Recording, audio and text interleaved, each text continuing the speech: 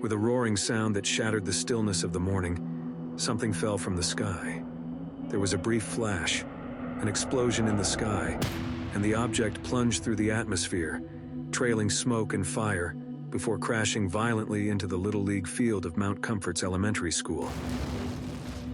In the quiet hospital several blocks away, Dr. Lena Harper jolted from her chair. She was a tall woman in her 40s, her brown hair streaked with silver and tied neatly into a bun. "What on earth?" she murmured, her heart racing. Without hesitation, she moved swiftly down the corridor, her long strides taking her toward the exit.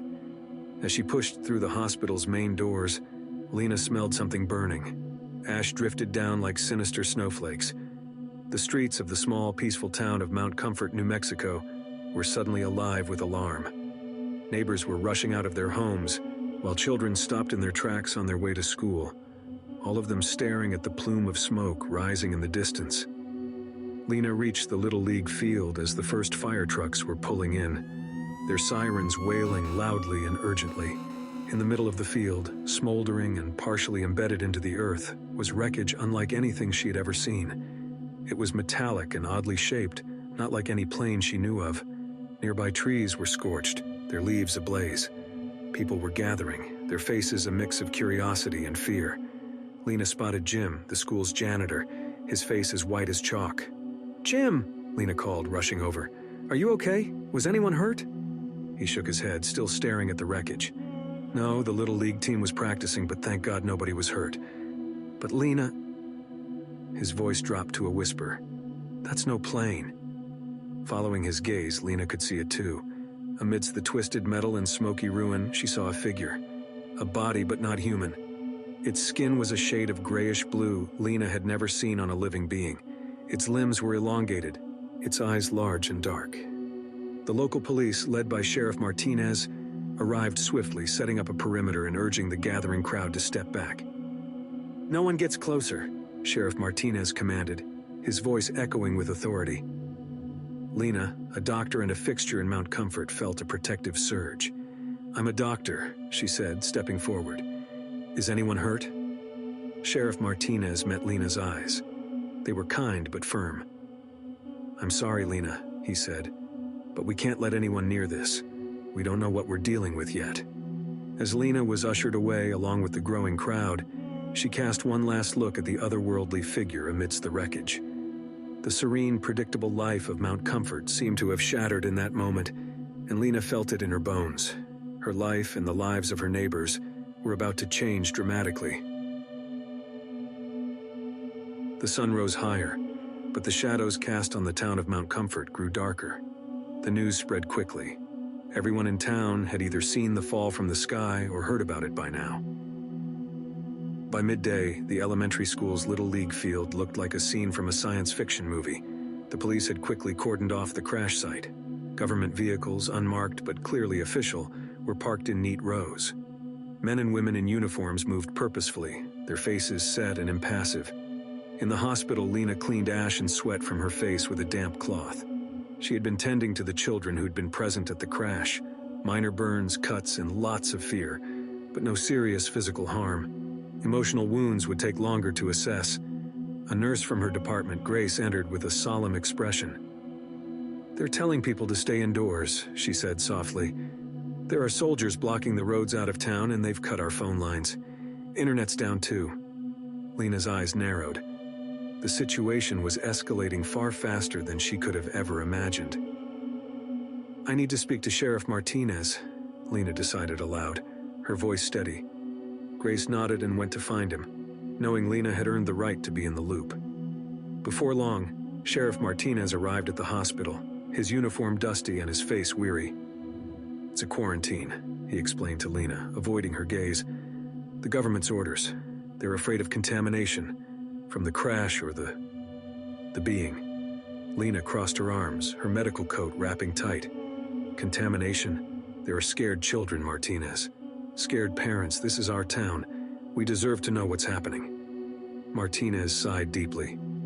He respected Lena. They had worked together on countless emergencies over the years. "I agree," he finally said, "but my hands are tied. For now, we follow orders and keep the peace. That's all we can do." He paused, then added, "But I will let you know anything I find out as soon as I can. You have my word." Their conversation was interrupted when a commotion arose outside the waiting area. Lena and Martinez rushed out to find a group of parents arguing loudly with soldiers who had secured the entrance to the hospital. "We just want to see our kids," a mother cried, her voice cracking with emotion. "I understand, ma'am," a soldier replied, his tone rigid but not unkind. "We are doing this for the safety of everyone here." Lena stepped in, her presence immediately drawing attention. "These are their children," she said, her voice clear and commanding. "You will let them through." In that charged moment, the soldier seemed to weigh his options, then nodded curtly. "Let them through," he ordered, stepping aside. As the parents rushed past to find their children, Lena turned to Martinez. Her eyes, usually warm, were hard as flint. "This isn't right," she whispered fiercely. "I know," Martinez replied, his voice low. "And we're going to figure this out." In the uneasy silence that followed, they both felt the weight of the unknown pressing down on them. The calm and routine of Mount Comfort had fractured, replaced by fear and a chilling sense that something really big was happening.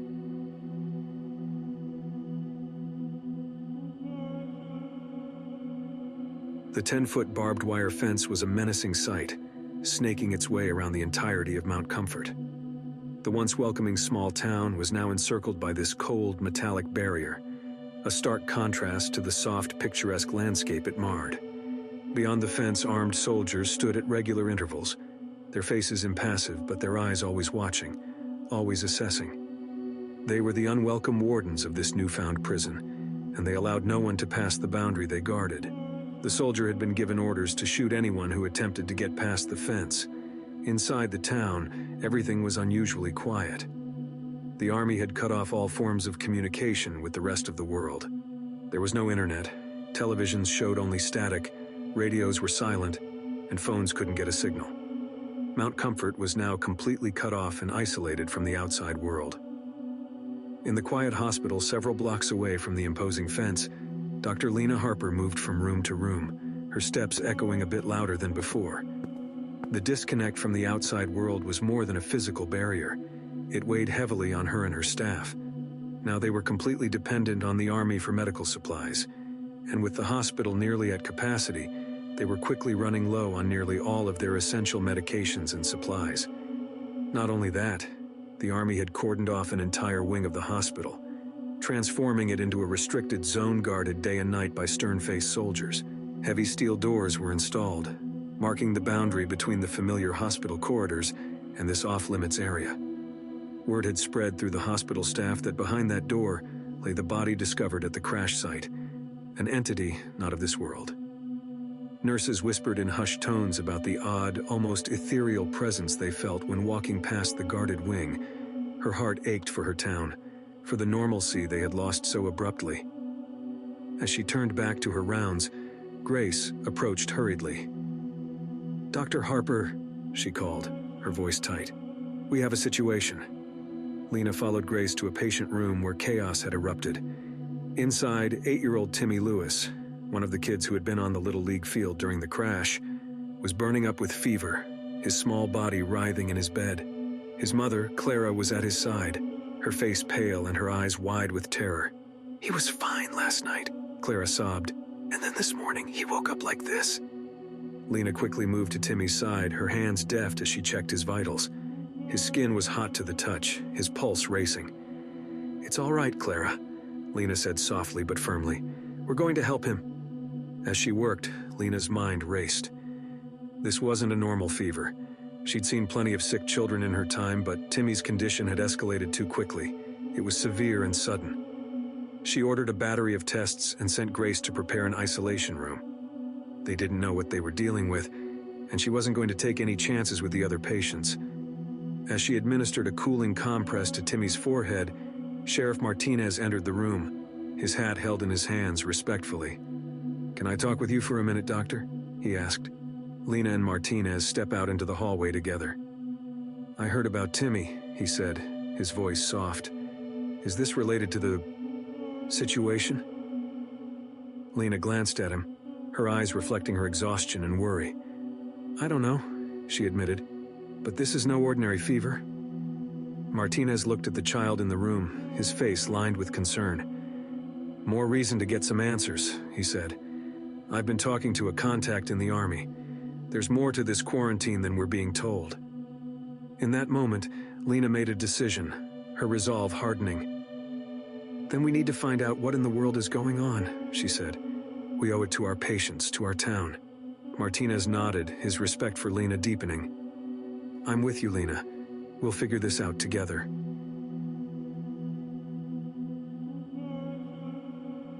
The morning after the fence went up, Dr. Lena Harper arrived at the hospital to find the emergency room a hive of activity.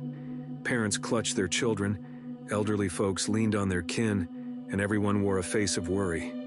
Word had spread about Timmy's sudden fever, and now more townspeople were falling ill in the same way.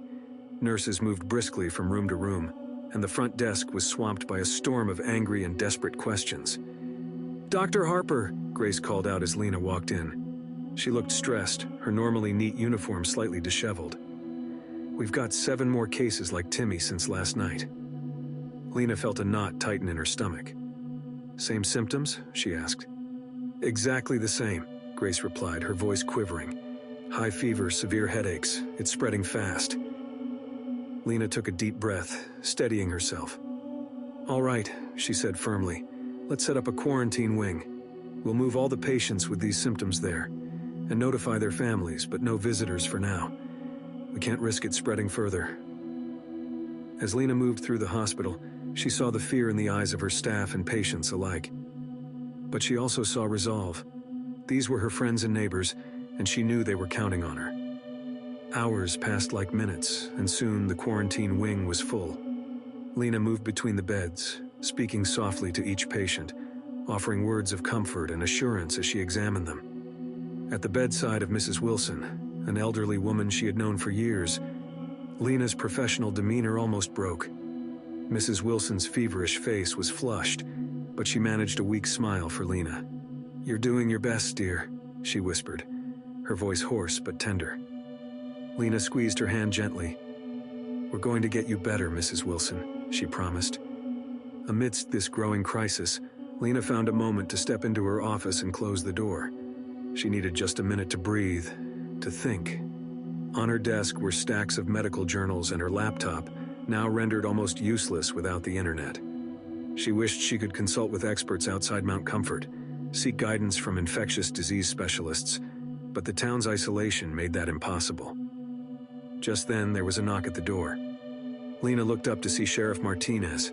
His presence was a comfort, his steady demeanor a grounding force amidst the chaos.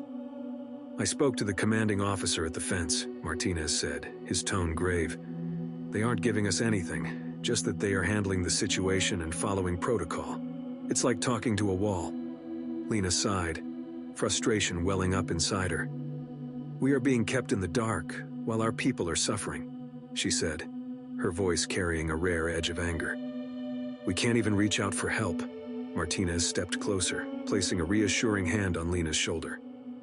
"We're not giving up," he said firmly. "We're going to figure this out. For Mrs. Wilson, for Timmy, for everyone." Inside the quarantine wing, the atmosphere was thick with tension and despair. Nurses hurried through the stark, sterile corridors, their faces strained and weary. Overhead, fluorescent lights cast an unforgiving glare on the scene unfolding. At the center of this whirlpool of activity was Dr. Lena Harper. Her white coat, once immaculate, was now marred with sweat and stains, a stark reflection of the relentless hours she had spent at the bedsides of her patients. The air was charged with urgency as violent seizures gripped patient after patient. One moment, they were lying in bed, weak but conscious. The next, their bodies convulsed violently, eyes rolling back, as if they were being pulled into some unseen abyss. "Hold him steady," Lena commanded as she rushed to an elderly man's side. His body was arched off the bed, muscles tensed in agonizing spasms. Nurses held his limbs, trying to prevent him from injuring himself. Lena administered a sedative with practiced hands, her face set in grim determination. Slowly, the patient's convulsions eased, but his eyes remained vacant, unresponsive.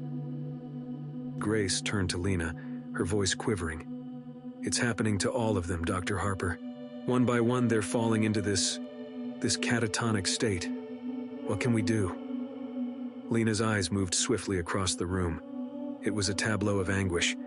Families clutching the hands of their loved ones, sobbing and pleading for a miracle that Lena felt increasingly powerless to deliver. She took a deep breath, steadying herself. "We keep them comfortable," Lena replied, her voice steady but softer now. "And we don't give up." In a quiet corner of the wing, Lena noticed Timmy, the young boy who loved baseball. Timmy's face, once flushed with fever, was now eerily calm and ashen, his young eyes staring blankly at the ceiling. As Lena stood in the quarantine wing of the hospital, the walls seemed to close in around her. The clinical beeps of heart monitors, once a reassuring background rhythm, now sounded like a dirge.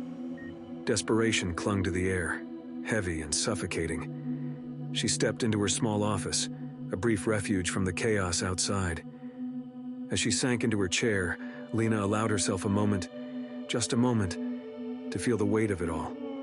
Her eyes welled with tears that she blinked back fiercely. "This isn't over," she whispered to herself, a mantra of resilience. "I won't let it be over." As she rose, her resolve solidified. She was not just a witness to this nightmare, she was a fighter in the midst of it. With that steel in her spine, she returned to the fray, to her patience and her duty. Later that night, Dr. Harper moved swiftly through the dim hallways of the hospital. The building was quiet, save for the distant hum of machinery and the muffled cries of the ill. Beside her, Sheriff Martinez walked with a determined stride. His dark eyes were serious, and the set of his jaw told Lena that he was as resolute as she was. The sheriff had risked his career to help her, she knew, and she was grateful. "Are you sure about this?" Martinez asked in a low voice, glancing toward Lena. His question wasn't a challenge, it was a sign of genuine concern. "We need answers, Sheriff," Lena replied, her voice steady, "and they're in that room." The pair arrived at the restricted area at the end of a long hallway. Official-looking signs hastily put up by the Army declared the area off-limits. The door was heavily guarded during the day, but Lena knew that at this hour, there would only be one soldier guarding the door. About half an hour earlier, Lena had been chatting with the guard. With a smile on her face and 2 cups of coffee in her hands, she thanked the soldier for his service and offered him one of the steaming cups of coffee. "It's not the freshest, but it's pretty good," she said with a wry smile. The soldier nodded as he took the cup. "Thanks, Doctor. It's got to be better than what we get at the chow hall." The coffee that Lena had given the soldier was spiked with a strong laxative, and now all they had to do was wait for the guard to go to the bathroom. After about 30 minutes, the guard got a strange look on his face and quickly ran to the bathroom. Lena and Martinez looked at each other and nodded. Sheriff Martinez produced a key from his pocket and unlocked the door. It swung open noiselessly, revealing a room that was chilling in its sterility. Inside, the alien body lay on an operating table, as still and pale as a marble statue. Its grayish-blue skin seemed to glow faintly under the harsh lights. Lena's heart caught in her throat at the sight. Here was a being from another world, its body holding secrets that could perhaps save her town or seal its fate. Without hesitation, Lena approached the table. She donned gloves with practiced efficiency and selected a scalpel from a tray of instruments.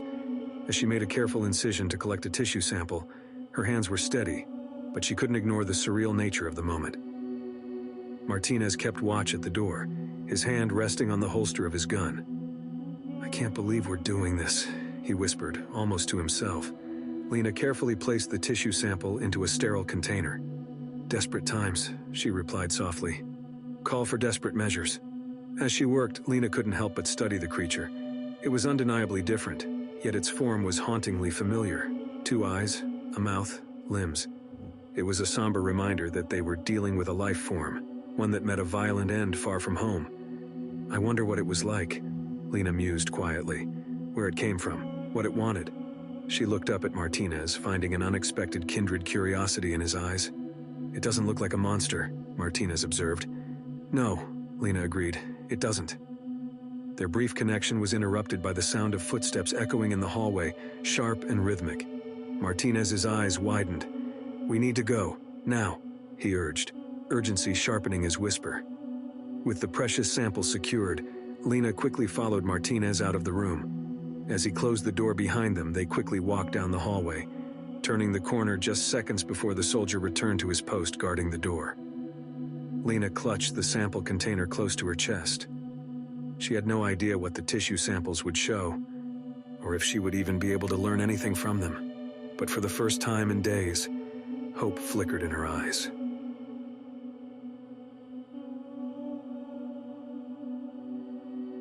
The following day, ominous storm clouds had begun to gather on the horizon. As mid-afternoon approached, the sky had transformed into a deep, brooding gray, and the wind had intensified, whipping through the streets with growing ferocity. Inside the hospital's lab, Dr. Lena Harper was hunched over a microscope, her brow furrowed in concentration.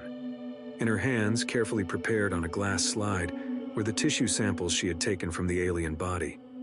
To her trained eye, they weren't behaving like any normal cells should. They seemed to be alive, mutating in a way that was both fascinating and deeply unsettling.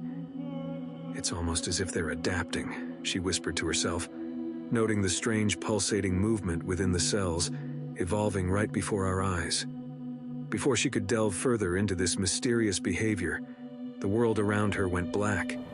The power in the hospital had gone out, leaving Lena in a sudden and complete darkness that was as disorienting as it was unexpected. For those few stretched out seconds, the only sounds were the howling of the wind outside and the distant rumble of thunder, an eerie serenade to the chaos unfolding within the hospital walls. Then with a jolt, the backup generators roared to life.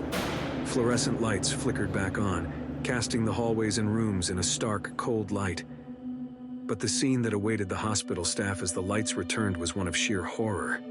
Every single patient in the quarantine wing, who had been bedridden and unresponsive just moments ago, was now standing upright. Their arms were outstretched toward the ceiling, as if reaching for something far beyond the confines of the hospital, far beyond the stormy sky outside. Their faces were blank, but in their eyes was an eerie serenity that sent chills down Lena's spine. And then the chant began, a phrase repeated in perfect, haunting unison. "They are coming. They are coming."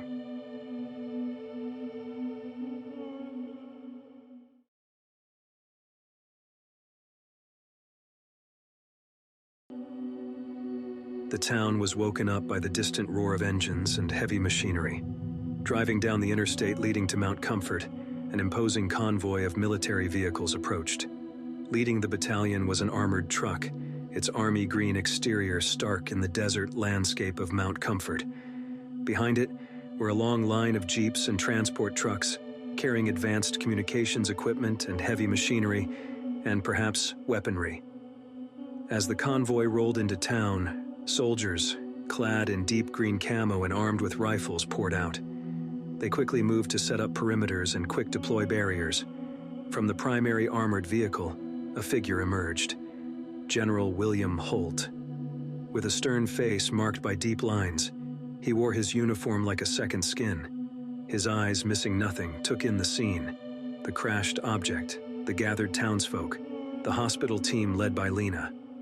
Approaching with a brisk stride, Lena headed straight for General Holt. "General," Lena started, "I hope."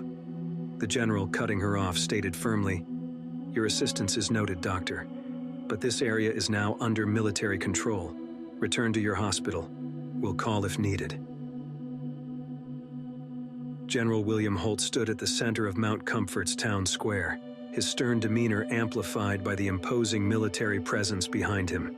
As residents gathered, murmuring amongst themselves, he raised his hand for silence. "Due to the recent incident," he began, his voice echoing off the brick walls, "and for the safety of all residents, I am declaring martial law in Mount Comfort by authority of the governor of Nevada." Gasps and whispers spread among the townspeople. A curfew will be in effect from sunset to sunrise. Any violations will be dealt with swiftly. This is for your protection.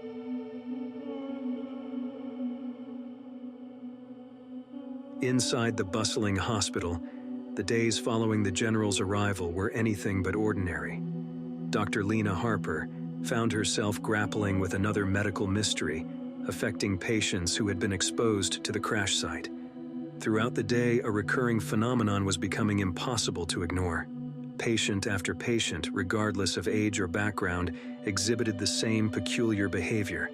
They'd sit, trance-like, their fingers scratching at paper or even their bedsheets. If given a pen, they would begin drawing a sequence of intricate patterns. At a glance, they appeared like constellations, or perhaps complex circuitry, their designs both chaotic and eerily harmonious. Lena, at the end of her day, spread out the various sketches she had collected. The detail on the sketches was remarkable. The recurring motifs in the drawings were undeniable. It was as if an invisible thread was connecting her patients, guiding their hands to relay a message she couldn't yet decipher. Late one evening, Jamie, the older brother of one of Dr. Harper's patients, rushed in. "Dr. Harper," he began breathlessly, presenting a drawing. "This is from my sister, Lucy. She's just 8 and she has never been able to draw like this before." Lena looked up, her concern mirroring Jamie's own anxiety. "Jamie," she started, her voice low and deliberate. "I believe these patterns your sister drew have an important meaning. The other patients are drawing these same patterns. It's more than a coincidence. Can you help me gather as many of these drawings as possible? We need to find the connection." A glint of determination sparkled in Jamie's eyes. Jamie was only 16, but he was a computer whiz. He had taught himself 7 programming languages and had been accepted to attend Stanford when the school year started in a few months. With his tech background, he had tools at his disposal that could potentially decipher the patterns. "I've got some software on my laptop that can analyze recurring motifs. Maybe, just maybe, we can decode this." And so, a new alliance was forged. The doctor and the tech-savvy teenager found themselves working late into the night, their efforts a blend of medicine and technology.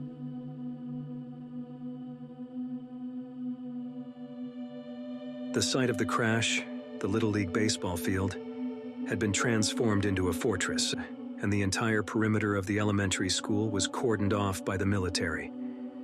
High-powered spotlights swept across the field, and armed guards were stationed at regular intervals. Any direct approach was impossible, but Sheriff Martinez had an idea. During his tenure as sheriff, he had been called to the school multiple times for small issues like resolving disputes or giving safety talks. He remembered the old drainage system that ran beneath the school grounds, built decades ago for flood prevention. A particular section of it ran close to the baseball field. It had been out of use for years, replaced by a more modern system, but if Martinez's memory served right, it could provide a clandestine path to the field. His plan began at dusk. Martinez parked a few blocks away to avoid suspicion. He made his way to the old maintenance shed behind the school gym. The entrance to the drainage system was there, concealed beneath a heavy metal grate. The descent into the tunnel was initially steep. The air was damp, and the beam from his flashlight illuminated the moss-covered walls of the old tunnel. Progress was slow. The path was cluttered with old debris and remnants from its former use. But after what felt like hours, a faint hum began resonating through the tunnel, the same hum he had heard at the crash site. Martinez finally reached a grate underneath the bleachers next to the craft. Carefully, he pushed the grate up and slid it over, gritting his teeth as the grate made a metallic scraping sound as it slid across the rocks and dirt. Finally, he was able to climb out of the drainage tunnel. Peering out, he realized that the craft, pulsating with its otherworldly glow, was just a few feet away, tantalizingly reachable.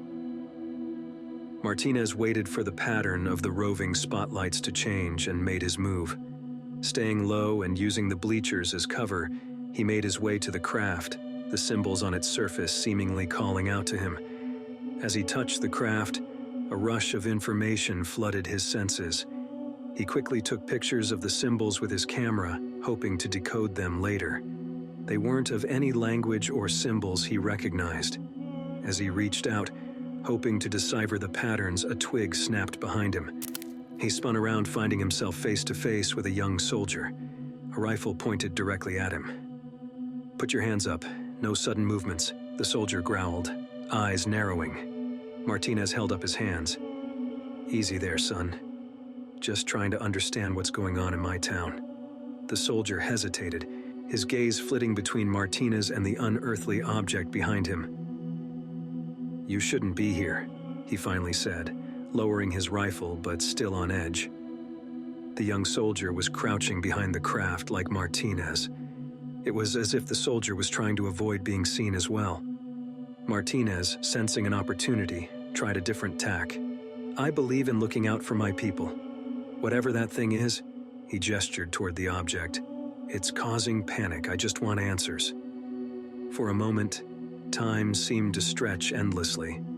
The intensity in the soldier's eyes was palpable, but there was something else too, a flicker of uncertainty. It was then that the soldier made a split-second decision. "Look," he whispered, glancing around to ensure no other soldiers were in earshot. "I've seen things in my time with the military, things that don't quite add up. This," he gestured towards the craft, "this is one of them." Martinez studied the young soldier. "Why are you telling me this?" The soldier sighed. "Because there's a part of me that doesn't trust what's happening here. And something tells me you're the kind of guy who won't stop until he gets to the bottom of things." The soldier extended a cautious hand towards Martinez, who took it firmly. "Private Andrew Lewis," he said, the weight of uncertainty heavy in his voice. "Sheriff David Martinez," came the reply as the men shook hands. The two men, worlds apart in their roles and responsibilities, found themselves on common ground. It was a shared skepticism, a mutual distrust of the higher-ups that had brought them together that night. They both wanted answers. Timmy's once vibrant blue eyes now looked cloudy. The mysterious illness that followed the UFO's crash had gripped him more firmly than most. Dr. Lena Harper, working round the clock, had tried every possible treatment, but nothing seemed to break the fever or halt the consistent deterioration. The pediatric ward was quiet in the late hours of the evening, a stark contrast to the buzz of military activity outside. Lena sat by Timmy's side, her hand gently holding his, the rhythmic beeping of the monitors playing a somber tune. But despite his weakened state, Timmy's fingers would occasionally squeeze hers, an affirmation that he was still there, fighting. "Dr. Harper," he whispered, breaking the silence. His voice was raspy, but there was a strange urgency to it. "Please take me to the ship." Lena looked down, startled. "What did you say, Timmy?" He coughed weakly, then with great effort, managed to turn his head to meet her gaze. "The ship. I need to go to the ship. It's calling me." Lena's heart ached. She tried to soothe him. "It's just a dream, Timmy. You need rest." But Timmy's grip tightened. "No, Dr. Harper. It's not a dream. Every time I close my eyes, I see it. The patterns, the lights, they're trying to tell me something." He coughed again, his breathing growing more labored. I think the ship can heal me." Tears welled in Lena's eyes. A part of her wanted to dismiss it as the feverish ramblings of a sick child, but there was something in Timmy's plea, a raw sincerity that she couldn't ignore. And the patterns he mentioned? She'd seen those same patterns in the drawings of other patients. She leaned in closer, brushing away a strand of hair from his forehead. "Timmy, I promise I'll do everything I can to help you." Timmy's eyes, though clouded with pain, held a glimmer of hope. "Please, Dr. Harper. The ship is the only thing that can save me." Lena left Timmy's room with a heavy heart, her mind racing. The medical science she knew and trusted had failed to provide answers, but if there was even a glimmer of truth in Timmy's words, she had to explore it. The sun was high in the sky when Martinez and Lewis made their way to meet Lena at the hospital. They found her there with Jamie, the tech-savvy teenager who had been helping her understand the mysterious patterns. The room was filled with a mix of tension and anticipation. "Thank you for coming," Lena began, taking a deep breath. She quickly relayed Timmy's deteriorating condition and his insistent pleas about the ship's potential to heal him. Jamie leaned forward, his interest evident. "I've been mapping the patterns that the patients have been drawing. They all seem interconnected, almost like they're pieces of a larger puzzle. What if Timmy's right? What if this ship, or whatever it is, has the answers? Martinez rubbed his chin thoughtfully. The military's got that site locked down tight. We'd be taking a big risk. Private Lewis interjected, but if there's a small chance it could help the boy and others, don't we have to try? I might be able to get us some intel on guard rotations, blind spots, maybe even access codes. Lena nodded gratefully. We need a plan. A way to get close enough without raising alarms. Martinez began drawing a rough map of the Little League baseball field on a piece of paper. There's a drainage system that runs close to the field. I used it to get to the craft last night, but it is going to be tight with all of us. Jamie chimed in. I've got a drone, a small one. We could use it for surveillance, get a bird's eye view of the layout, and spot any movements. Lena added, if we do get to the ship, we need to be prepared for whatever we might encounter. Medical supplies, protective gear, anything that could help us interact with the craft or extract any useful material. The room buzzed with ideas and strategies, each person contributing their expertise. As the night wore on, a plan took shape, built on hope, desperation, and the collective will of 4 determined individuals. They were up against formidable odds, but none had any thoughts of backing down. Before they parted ways, Martinez looked at the group, a hint of determination in his eyes. We're doing this for Timmy and everyone else affected. We'll get the answers we need. With silent nods of agreement, the group dispersed, each knowing the weight of the task ahead. The next 24 hours would be crucial. The night was as black as ink, a boon for the group as they met at the entrance of the old drainage system. Each of them wore dark clothing, and Jamie had provided the group with small earpieces for everyone to communicate silently. The drainage system was old, its metal rungs slippery, and its tunnels filled with spider webs and the occasional rat. They had to navigate carefully, avoiding areas where the echo of their footsteps would betray their presence. More than once, Lena stumbled, her heart catching in her throat, but Private Lewis was right behind her, steadying her with a firm grip. Martinez, carrying Timmy in his arms, took the rear. Jamie, hidden in a nearby field, was able to provide invaluable information with his drone. Through its camera feed, he could see the layout of the military camp above, its tents, vehicles, and equipment. Private Lewis's intel on the guard rotations proved accurate, and they managed to avoid several patrols by mere seconds. After what felt like hours, they were finally close. Hidden behind the bleachers of the baseball field, they had a clear path to the ship. We have one shot at this, Martinez whispered. We need to be quick and silent. If the ship holds answers, we need to find them and get out before we're discovered. With the weight of their mission pressing down on them, the group took a collective deep breath and prepared to make their move. Martinez watched the pattern of the spotlight's movement. Get ready, he whispered. Almost time. Martinez waited for the searchlights to sweep in front of the bleachers and whispered sharply, All right, let's go. The group dashed from the bleachers towards the UFO. It was a magnificent sight up close, gleaming otherworldly metal in intricate patterns, reflecting the scant light that fell upon it. As they approached, the patterns the townsfolk had been scribbling began to manifest brilliantly upon the surface of the craft. They pulsated and glowed, almost alive. Timmy, looking frail yet determined, was immediately drawn to it, his hand reaching out to touch the shimmering designs. The moment his skin made contact, the entire field was bathed in a soft, ethereal glow. A hum, both comforting and alien, resonated around them. The patterns spread and intensified, interlocking across the craft's surface, creating a mesmerizing tapestry. Suddenly, the ground beneath them transformed into a transparent platform, and the group found themselves floating amidst a vast cosmic expanse.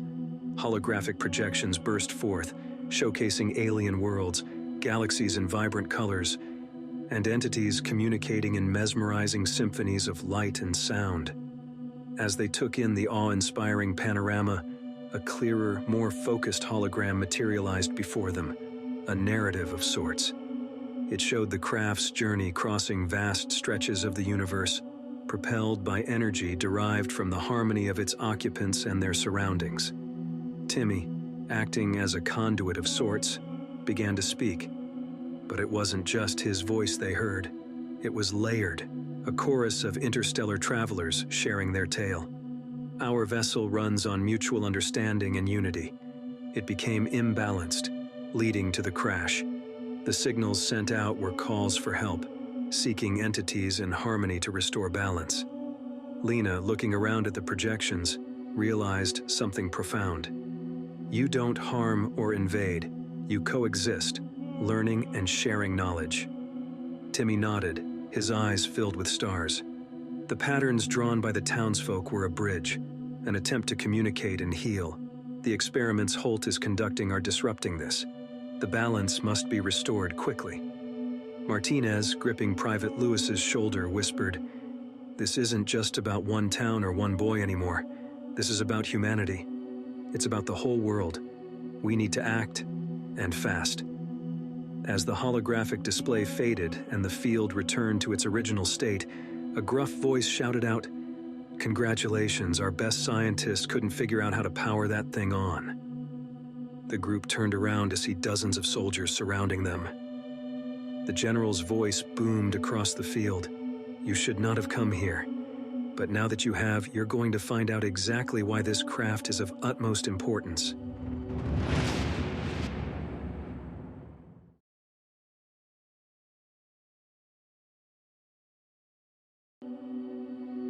Dr. Lena Harper stood at the edge of the Little League field, her expression a blend of fear and defiance.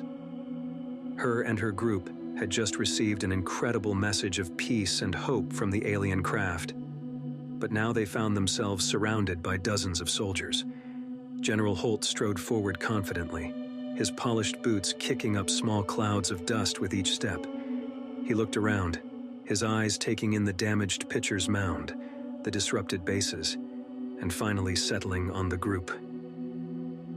"Dr. Harper," he began, his voice cold and authoritative, "you've made quite the spectacle here." Lena met his gaze, her voice unwavering. "We are just trying to protect the people of this town, General." From a short distance away, a brief commotion drew everyone's attention. Soldiers had discovered another figure hiding in the tall grass, Jamie. His hands were swiftly handcuffed, and he was roughly pulled to his feet, pushed to join the others. General Holt surveyed the field, his eyes cold and calculating. He finally broke the silence. "Take these three to the jail," he commanded, pointing at Lena, Martinez, and Jamie. "And the boy," he gestured dismissively toward Timmy, "get him back to the hospital." As his gaze settled on Private Lewis, it darkened. "And as for you," Holt sneered, "you're going to the brig. I'll deal with your insubordination personally." The soldiers snapped to attention, quickly executing Holt's orders. The group was escorted off the field, the path illuminated by the overhead spotlights sweeping across the Little League field. Lena, Martinez, and Jamie were directed towards the Old Town Jail, a brick building that had been commandeered by the military, armed soldiers standing guard at its entrance. The jail cell was dim, lit only by a single overhead light, casting sharp shadows across the faces of Dr. Lena Harper and General Holt. The air, though still, felt charged, as if anticipating the impending confrontation. Holt's fingers drummed on the steel table between them, his gaze unwavering. "Dr. Harper," he began, voice dripping with condescension, "do you truly grasp the significance of what we have here?" Lena, although unsettled, met his stare. A momentous discovery, an alien race trying to make contact, a chance for peace and unity. Holt chuckled softly, shaking his head. So naive. Peace, unity? These are luxuries, Doctor. Luxuries we may not be able to afford. Leaning forward, Lena challenged, "What are you saying, General?" His eyes, cold and calculating, bore into hers.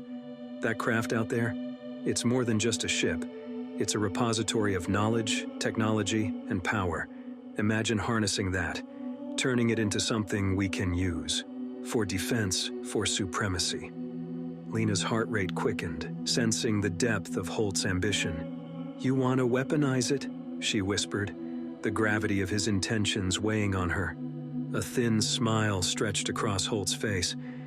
"Doctor, we live in a world where might is right. That ship could give us an edge unlike any other, an unparalleled advantage over our adversaries. But it wasn't sent here for that. Those beings came here to share knowledge with us," Lena countered, her voice rising. "This isn't some war trophy to be plundered." Holt leaned back, his chair scraping loudly against the concrete floor. "Our world, Dr. Harper, is built on the backs of those who seize opportunity. This is our chance to ensure our nation's dominance for generations." She stared at him, aghast. "And what if they resist? What if the beings that sent that craft retaliate?" Holt's face darkened. "Then we'll be ready, armed with their own technology." The military brig was basically just a row of big metal cages. Technically, it was a temporary field detention facility. There were 2 other inmates in the brig, each in their own cage, but one inmate in particular stood out. Private Lewis sat on the metallic bed, his posture rigid as if expecting an imminent confrontation. The door slid open with a metallic clang, and in walked General Holt, his silhouette momentarily blocking the light from the hallway. "Well, Private," Holt began, his voice dripping with disdain, "you've certainly made your mark on this operation." Private Lewis, despite his predicament, met Holt's gaze. "General," he replied tersely. Holt circled him, like a predator sizing up its prey. "You know, Lewis, I had high hopes for you. Dedicated, loyal, diligent. So why the change of heart?" Lewis exhaled slowly, gathering his thoughts. "It's not about loyalty, sir. It's about doing what's right. The townspeople, the ship, they aren't our enemies." Holt laughed, a cold, humorless sound. "You think this is about some small town or its people? This is about the bigger picture. Power, control, security." Holt leaned in closer, his face inches from Lewis's. "Your little act of rebellion will cost you, soldier. You're going to be court-martialed. You will be found guilty, and they will send you to Leavenworth. They are going to lock you up and throw away the key. You are going to rot there for the rest of your miserable life." Lewis swallowed hard, but his determination didn't waver. If standing up for the truth and innocent lives means a lifetime in prison, then so be it. The lines on General Holt's face deepened, his lips curling into a sneer of distaste. His eyes narrowed, and he quickly turned and walked out of the room. Sheriff Martinez paced the holding area, occasionally casting worried glances at Jamie, who sat in a corner clutching a small device. Seeing Martinez's concern, Jamie beckoned him over. Martinez knelt beside the boy. "You okay, kid?" Jamie hesitated, then whispered, "Sheriff, before they got us, I managed to record something from the ship. The hologram. I saw it, and it's message. I recorded everything." Martinez's eyes widened in realization. "Can they access it?" Jamie shook his head. "No. I uploaded it to an encrypted account in the cloud. It's safe for now. If I don't log in for 3 days in a row, the message will automatically be emailed to journalists at the New York Times and the Wall Street Journal." Martinez looked at the teen, impressed by his resourcefulness. "That's good," he said. "Amazing work, kid. Now let's see about breaking out of this jail." 3 days passed, and an impressive scene was unfolding at the town's Little League field.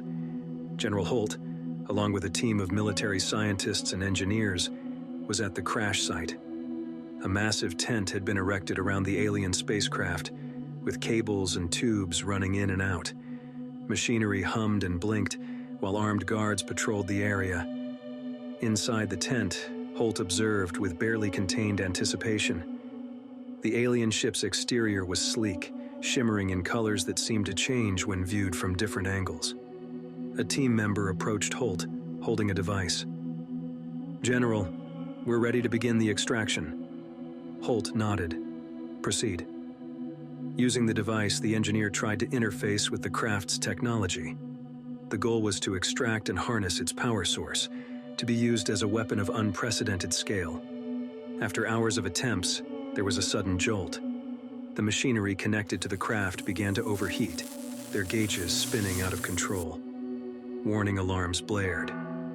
"General, something's not right," one of the technicians shouted. But Holt, driven by ambition, dismissed the caution. "Continue. We're on the brink of a breakthrough." But as the minutes passed, the situation deteriorated. The craft began emitting a pulsating hum, its rhythm quickening. Soldiers outside the tent looked around in alarm, sensing the imminent danger. Some began to retreat, pulling back from the craft. Then, with a force that no one in Mount Comfort could have anticipated, the craft exploded. A shockwave radiated outwards, flattening buildings, shattering glass, and tossing vehicles like toys. The ground shook violently, and a blinding light consumed the area. General Holt, his team, and many soldiers were obliterated instantly. The shockwave, with its destructive force, raced across Mount Comfort, bringing death and devastation.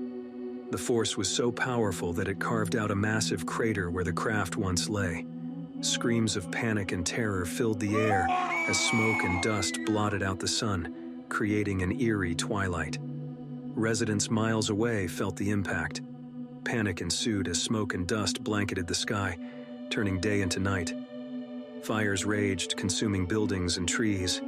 The screams of the injured filled the air, a cacophony of pain and fear.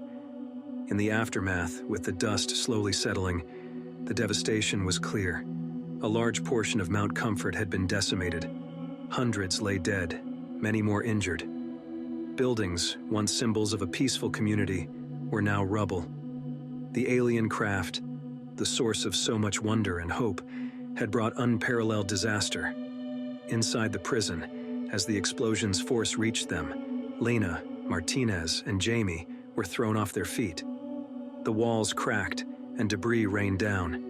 In the pitch dark, the echo of the blast was ringing in their ears. Time seemed to stretch endlessly, but as the tremors subsided and the dust began to settle, a heavy silence enveloped the scene. Lena, coughing and disoriented, emerged from the rubble. She called out, "Martinez, Jamie." "I'm here," Martinez replied, groaning in pain. Jamie's voice, shaky but clear, answered, "Me too." The trio carefully navigated their way out of the destroyed prison, aided by the dim light seeping through the cracks. As they emerged from the ruins, the scale of the destruction became horrifyingly clear. While the tumultuous events were happening in Mount Comfort, Jamie's failsafe had been triggered. Since he was unable to log into his accounts online, his recording of the alien ship had been automatically sent to journalists at the New York Times and Wall Street Journal. Within hours of sending the recording, it went viral. News stations picked up the story, leading with headlines like "Proof of Extraterrestrial Life" and "Mount Comfort, Ground Zero for Alien Contact." As the recording played on loop on news channels and social media feeds, there was a mixture of awe, excitement, skepticism, and fear. The global media frenzy turned Mount Comfort into an overnight sensation. Journalists, ufologists, and the curious descended upon the badly damaged town in droves. Roads that once saw little traffic now had cars lined bumper to bumper, and the local businesses that were undamaged by the blast were inundated with visitors looking for souvenirs or simply a cup of coffee. Lena, Martinez, and Jamie found themselves at the center of this whirlwind, with many seeking them out for interviews or insights. Lena, trying to maintain some semblance of normalcy, was constantly fielding questions about the aliens, the explosion, and the aftermath. Martinez, on the other hand, found himself busy assisting with crowd control and managing the sudden influx of people. The atmosphere in Mount Comfort was electric. Everywhere one looked, people were talking animatedly, pointing to the skies, or huddled around screens playing the mysterious recording. The prevailing mood was one of excited anticipation, but underlying it all was a palpable tension. Just as the town seemed to reach its peak of frenzy, something extraordinary happened. Midday, as the sun shone brightly in a clear blue sky, the horizon began to darken. Within minutes, the once clear sky was filled with enormous alien ships hovering silently. Their sleek designs and iridescent surfaces reflected the sunlight in mesmerizing patterns. The town went silent. Car engines stopped, conversations ceased, and all eyes were trained upwards. The magnitude of the event was clear. This was no isolated incident or secretive reconnaissance mission. This was a full-scale arrival. The world watched in anticipation, waiting for the next move. Would the aliens come in peace, or was this the beginning of an invasion? Mount Comfort, once a quiet town in the shadow of a mountain, was now at the forefront of humanity's most significant encounter. The tension in the air was palpable. After the arrival of the alien fleet, all of Mount Comfort stood in anticipation. Even the newcomers who had flooded into the town to witness this global phenomenon held their breath. News outlets streamed live, capturing every moment. Many feared the worst: retaliation for the destruction of the alien ship. Lena, Martinez, Jamie, and Lewis stood among the crowd, each absorbed in their thoughts. Lena's scientific curiosity bubbled beneath a layer of anxiety. Martinez's protective instincts as both a father and the town's sheriff made him scan the crowd, ensuring safety. Jamie felt a weight of responsibility, given his inadvertent role in this global event. Lewis, having been through a roller coaster of events, simply hoped for a peaceful resolution. At the town's center, where the ruins of the destroyed ship and General Holt's catastrophe lay, a soft light began to glow. From the largest ship, a projection appeared. This wasn't a projection of light or an image, but a being made of energy, exuding a sense of calm and peace. The ethereal being began to communicate, its voice a melody that resonated in everyone's minds, a universal tone. "Humans of Earth," it began, "your actions with our craft brought sadness, but not anger. We do not believe in revenge or hostility." With those words, shimmering golden sparks began to fall from the ships in the sky, descending upon Mount Comfort. The injured, still recovering from the aftermath of the explosion, felt a warmth enveloping them, healing their wounds, both external and internal. Buildings reassembled, streets cleared, and the picturesque charm of Mount Comfort was restored within moments. The being continued, "Our mission has always been to foster peace, unity, and knowledge. We journey through the stars to find beings, to share, to teach, and to learn." As the being spoke, a pedestal emerged from the ground, and a glowing orb descended from one of the ships, coming to rest gently on the pedestal. "This," the being projected, "is a beacon of knowledge. Through it, you will learn the wonders of the cosmos, the secrets of interstellar travel, and the fabric that binds all life. This knowledge is our gift to the people of Earth." The townsfolk, in awe of the gift and the transformation of their town, listened intently.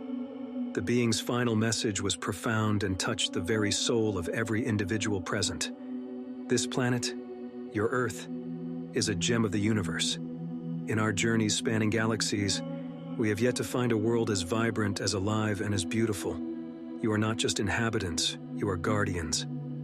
Every life here, every tree, every creature, every human, is part of a cosmic family. Cherish each other. Protect this world. For in the vast tapestry of the universe, Earth shines the brightest.